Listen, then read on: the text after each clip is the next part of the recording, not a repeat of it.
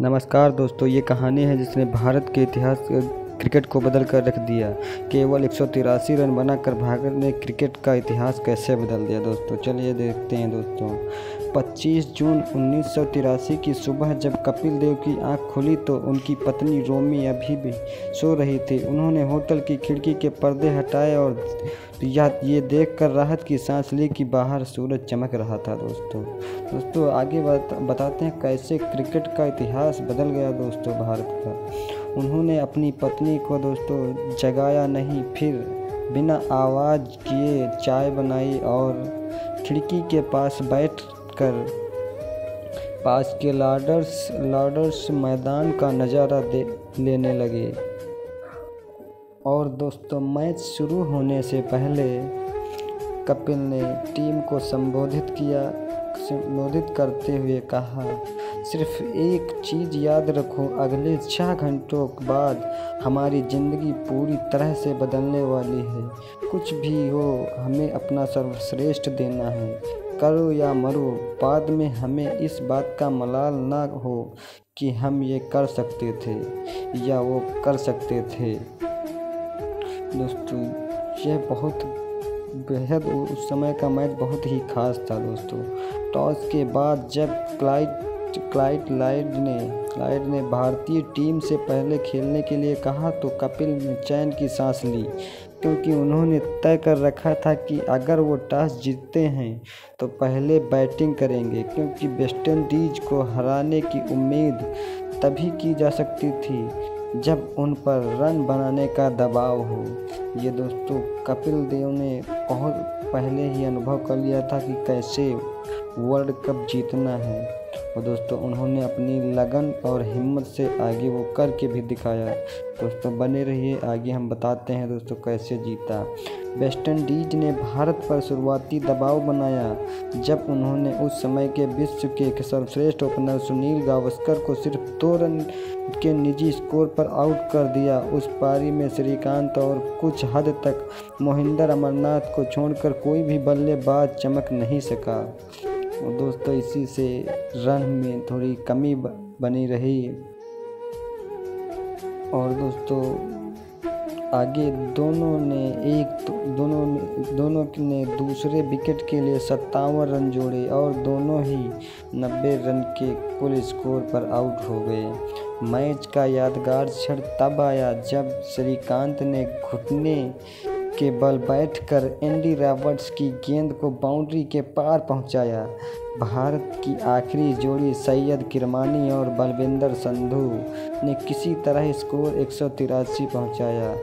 दोस्तों ये बहुत मेहनत की, तब उन्होंने 183 रन का स्कोर खड़ा कर पाया। दोस्तों तब याद कीजिए, तब दोस्तों हमारे पास इतने संसाधन भी नहीं थे। तेज गेंदबाज मैल्कम मार्शल इस समझदारी से इतने खिसिया गए कि उन्होंने नंबर 11 खिलाड़ी संधू को बाउंसर फेंका जो उनके हेलमेट से टकराया।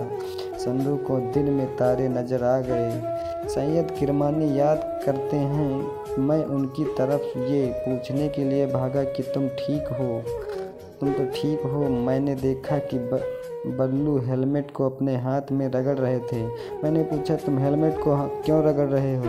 क्या चोट लगी है? तभी अंपायर डिक्की बर्ड ने मार्शल के टेल एंडर पर बाउंसर फेंकने के लिए बुरी तरह डांटा।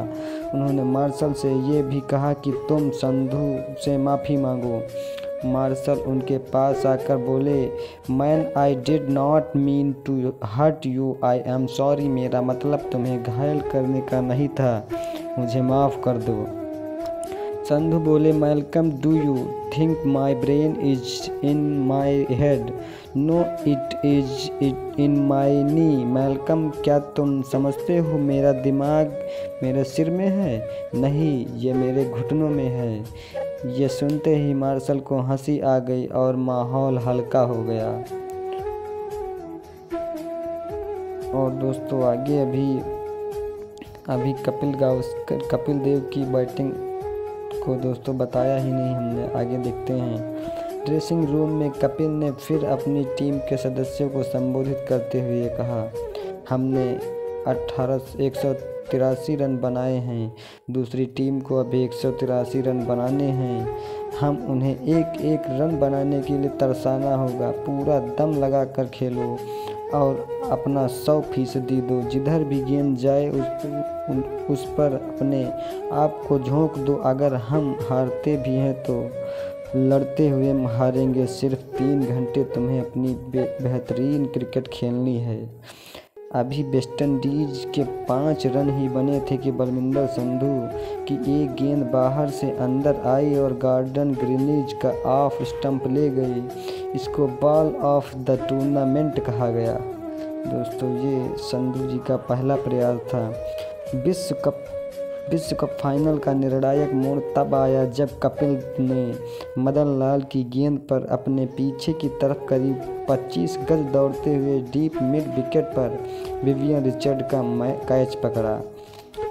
अरूप सैकिया मोहिंदर अमरनाथ की जीवनी जिम्मी द फिनिक्स ऑफ 1983 में लिखते हैं, ये कैच करीब करीब छूटते हुए बचा था। मदन लाल ने अपनी आंख के कोने से देखा कि यशपाल शर्मा भी उस कैच को लपकने के लिए दौड़ रहे हैं। उन्होंने चीख कर उन्हें रोकने की कोशिश की कि कपिल उस कैच की तरफ बढ़ रहे हैं, लेकिन भीड़ के शोर में यशपाल को कुछ भी नहीं सुनाई दिया। वो भी गेंद की तरफ दौड़ते चले गए। भला ये हुआ कि वो और कपिल देव आपस में नहीं टकराए। दोस्तों, ये अगर टकरा जाते तो वो कैच नहीं होती और चोट भी लग जाती। दोस्तों, ये मैच में आवाज़ के चक्कर में कुछ भी उस समय नहीं सुनाई दिया। मदन लाल ने फिर दोस्तों ओवर मांगा। कायदे से ये ओवर होने वाला नहीं था। जब रिचर्ड ने मदन लाल की गेंदों पर 3 चौके मार दिए तो कपिल ने उन्हें आराम देना चाहते थे, लेकिन मदन लाल ने उन्हें अपने कप्तान से 1 ओवर और देने की गुजारिश की और कपिल ने झिझकते हुए उनकी बात मान ली। मदन लाल ने कपिल को निराश नहीं किया।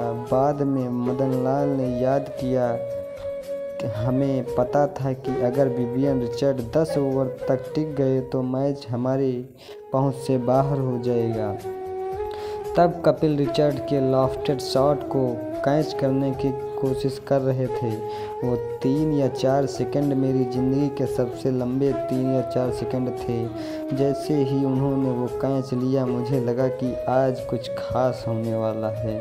वो समझ चुके थे कि आज तो लगता है परला हमारे ही पक्ष में है, क्योंकि दोस्तों वो जो सोच रहे थे वही हो रहा था।